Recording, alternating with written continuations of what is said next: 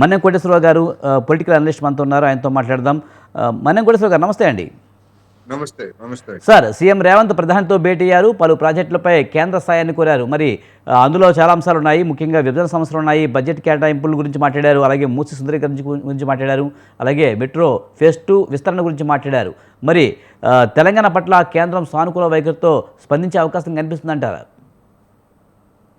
ఒక ముఖ్యమంత్రిగా రాష్ట్ర ప్రభుత్వ ప్రతినిధిగా రేవంత్ రెడ్డి గారు ప్రధానమంత్రిని కలిశారు అనేటువంటిది ఈ సందర్భంగా మనం చెప్పుకోవాలి. ప్రధానమంత్రిని కలిసి నివేదించినటువంటి అంశాలకు సంబంధించి దీనిలో రాజకీయాలు లేదా రాజకీయపరమైనటువంటి అంశాలు ఏమైనా ఉన్నాయా అంటే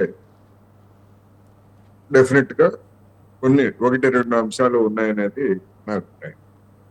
అయితే ఎక్కువ భాగం రాష్ట్రం లేదా హైదరాబాద్ అభివృద్ధి దీనికి సంబంధించినటువంటి అంశాలే ఎక్కువగా ఉన్నాయనేది ఈ సందర్భంగా నేను స్పష్టంగా చెప్పదలుచుకున్నాను.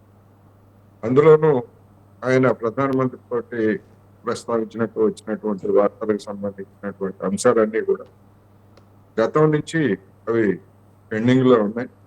కొన్ని ఒక ప్రాసెస్ లో ఉన్నాయి. వాటిలో కొన్ని కేంద్ర ప్రభుత్వం ఆమోదించాల్సినటువంటి అవసరం ఉన్నది. వాటిని ఆమోదిస్తారా లేదా అనేటువంటి ప్రశ్నార్థకంగా ఉన్నటువంటి సమస్య. వాటి మీద రాష్ట్రంలో బీజేపీ, బీఆర్ఎస్, కాంగ్రెస్ మధ్య 3 స్తంభాలాట నడుస్తున్నది అనేది మనం చెప్పుకోవాలి. సార్, అలాగే చూస్తే కనుక బడ్జెట్లో రాష్ట్రానికి గుండు సున్నా మాత్రమే వచ్చింది, ఏమీ రాలేదనే విమర్శలు ఇప్పటికే ఉన్నాయి. అలాగే విభజన హామీల విషయంలో కూడా కేంద్రం నిర్లక్ష్యం చేసింది తెలంగాణ అనే విమర్శలు చాలా ఉన్నాయి. మరి కొత్త ప్రాజెక్టు కూడా దక్కలేదు అని ఇప్పటికే విమర్శలు వస్తున్న నేపథ్యంలో, మరి పీఎంతో భేటీ నేపథ్యంలో ఏదో ఒక విషయంలో ఒక క్లారిటీ వచ్చే అవకాశం ఉందా? ముఖ్యంగా విభజన సమస్యలు చూస్తే కనుక ఏపీకి తెలంగాణకి చూసుకుంటే కనుక ఏపీకి కొన్ని సమస్యలు అయితే తీర్చిన పరిస్థితి కనిపిస్తుంది. తెలంగాణకైతే ఏమీ తీర్చలేదన్న మాట వినిపిస్తుంది. ఆంధ్రప్రదేశ్కి, తెలంగాణకి లేదా బీహార్కి ఈ 3 రాష్ట్రాలకు సంబంధించి అంటే మిగిలినటువంటి రాష్ట్రాలు కూడా ఉన్నాయి. ప్రధానంగా బడ్జెట్ కేటాయింపుల సమయంలో వచ్చినటువంటి ప్రస్తావనలు లేదా చర్చలు కావచ్చు, విమర్శలు కావచ్చు, అది బీహారు సెంట్రిక్ బడ్జెట్ గా కేంద్ర ప్రభుత్వం వ్యవహరించింది. అనేక పథకాలని బీహార్కి, అది రైల్వే పథకాలు కావచ్చు, ఇతరత్ర పథకాలు కావచ్చు, బీహార్లో ఎన్నికలు జరుగుతున్న రీత్యా దానికి ప్రాధాన్యత ఇచ్చింది అనేటువంటి విమర్శలన్నీ కూడా మనకి తెలిసిందే.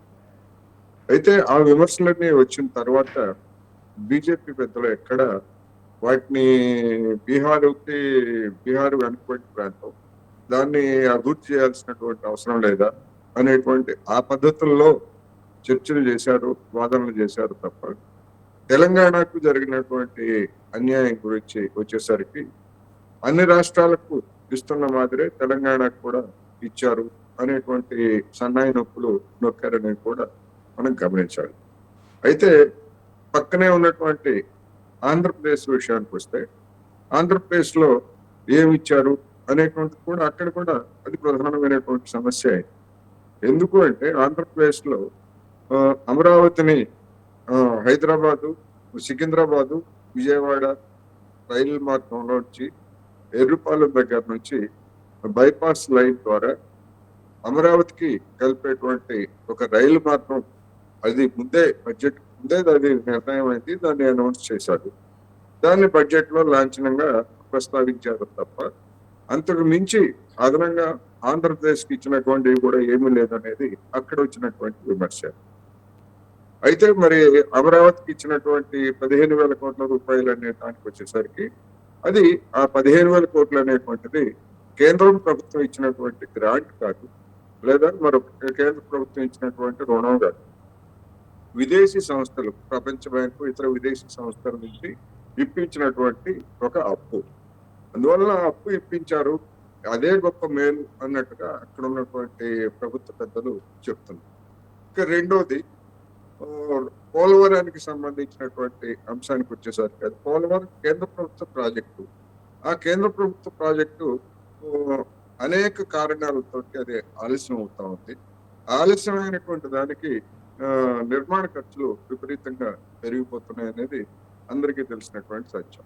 అందులో నిర్మాణ ఖర్చులతో పాటు ఒక ప్రధానమైనటువంటి అంశం ఏమిటంటే ఆ ప్రాజెక్టు నిర్మాణంతోటి మునిగిపోయేటువంటి గిరిజన ప్రాంతాలు ఉన్నాయి. అందులో గిరిజనులు, గిరిజనేతరులు అందరూ ఉన్నారు. వాళ్ళందరికీ పునరావాసం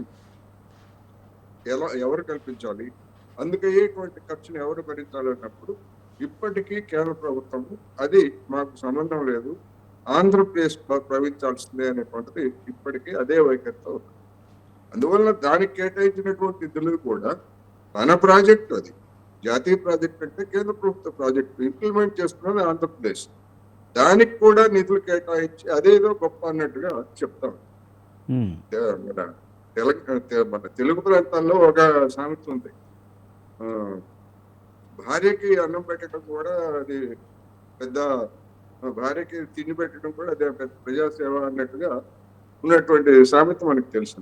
అందువల్ల ఈ రెండు రాష్ట్రాలకు సంబంధించినటువంటి విమర్శలు డెఫినెట్ గా ఉన్నాయి.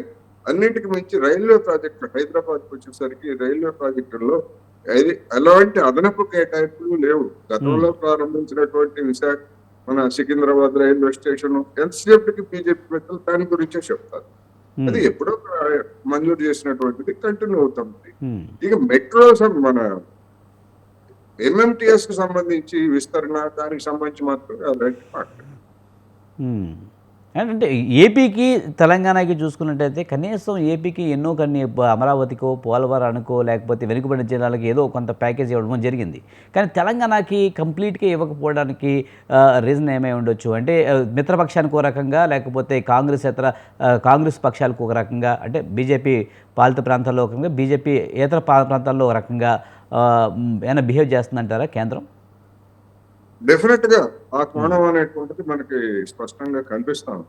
ఎందుకు అంటే గంగని శుద్ధి చేయడానికి కేంద్ర ప్రభుత్వమే కూడుకొని వేలాది కోట్ల రూపాయలు కేటాయించడమే కాకుండా దాని గురించి పెద్ద ఎత్తున ప్రచారం చేసుకుంటున్నాం. అయితే అది ఎంత మేరకు సిద్ధి అయింది ఏమిటి అనేటువంటిది అది వేరే అంశం. దానికి చిత్తశుద్ధి లేదు, లేదా చేయాల్సినంత చేయడం లేదు. అందుకని వేల కోట్ల నిధులు తగలేయడం తప్ప, ఆ మురికి గంగలో కలవడం తప్ప ఫలితం లేదనేటువంటి విమర్శలు కూడా ఉంటాయి. ఇక్కడ హైదరాబాద్ లో ముఖ్యంగా మూసీ నది, ఈ మూసీ నది అనేటువంటిది ఒక హైదరాబాదు పరిసరాల్లో ఈ అనారోగ్యానికి కారణమవుతున్నటువంటి ఒక కాలుష్య నదిగా మాత్రమే కాదు, ఇది దిగువన ఉన్నటువంటి పూర్వపు నల్గొండ జిల్లాలో అది ప్రవహించి అది కృష్ణా నదిలో కలుస్తుంది. ఆ కలిసేటువంటి ఆ ప్రాంతం వరకు ఆ జలాలన్నీ కూడా విషపూరితమైనటువంటి జలాలుగా మారి అవి తాగటానికి లేదా సాగునీటిగా కూడా పనికిరావనేటువంటిది అందరికీ తెలిసినటువంటి సత్యం. మరి అటువంటి జలాలని శుద్ధి చేయడానికి లేదా వాటిలో ఉన్నటువంటి విషపూరితమైనటువంటి పదార్థాలు భవిష్యత్తులో చేరకుండా చేయడానికి ఏమి చేశారు అంటే, ఇప్పటి వరకు గడిచినటువంటి గత ప్రభుత్వాలు, టిఆర్ఎస్ ప్రభుత్వం కావచ్చు, లేదా అంతకు ముందున్నటువంటి కాంగ్రెస్ లేదా తెలుగుదేశం ఏ ప్రభుత్వం అయినా కానీ ఒక నిర్దిష్టమైనటువంటి చర్యలు తీసుకోలేదు. ఇప్పుడు రేవంత్ రెడ్డి గారు దానికి సంబంధించి ఒక ప్రణాళికను మేము రూపొందిస్తాము, దానికి కేంద్రానికి గంగ శుద్ధికి ఇచ్చినట్టుగానే మూసీ శుద్ధికి కూడా మాకు నిధులు కేంద్ర ప్రభుత్వం అని చెప్పేసి అడుగుతున్నారు. దాని గురించి ఇంతవరకు ఎక్కడ కేంద్ర ప్రభుత్వ పెద్దలు ఇస్తామని కానీ ఇవ్వమని కానీ ఏది తేల్చి చెప్పలేదు. అందుకని ఇలాంటి అనేకమైనటువంటి సమస్యలు తెలంగాణ తోటి కేంద్రానికి ముడిపడ్డాయి.